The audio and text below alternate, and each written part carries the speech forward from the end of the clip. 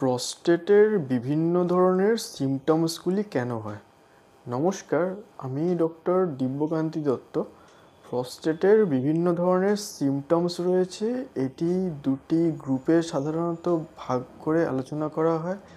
এক ধরনের সিমটমসকে বলা হয় ভয়েডিং সিমটমস, আর এক ধরনের সিমটমসকে বলা হয় স্টোরেজ সিমটমস। ব্যাপারটা ঠিক কীরকম?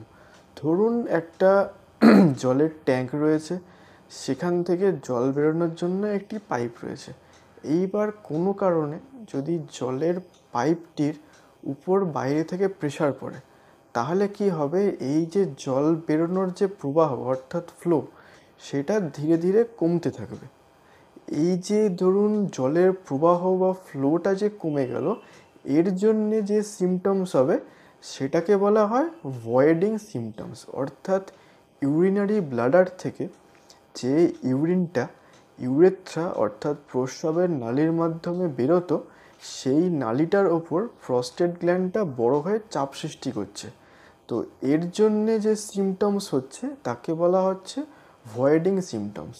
এইবার ধরুন জল যেহেতু বেরোতে পারছে না, তাই জল সেই জলের ট্যাঙ্কের মধ্যে জমে থাকছে। তো জলের ট্যাঙ্কের মধ্যে জমে থাকার জন্য যে সিমটমস হচ্ছে, অর্থাৎ যেহেতু ইউরিনারি ব্লাডার থেকে ইউরিনটা বেরোতে পারছে না সম্পূর্ণ, সেই জন্যে ইউরিনারি ব্লাডারের মধ্যে ইউরিনটা জমে থাকছে।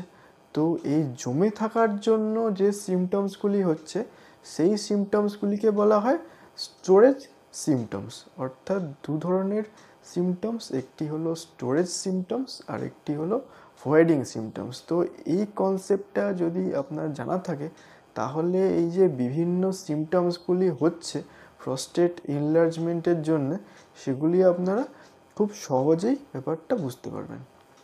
নমস্কার।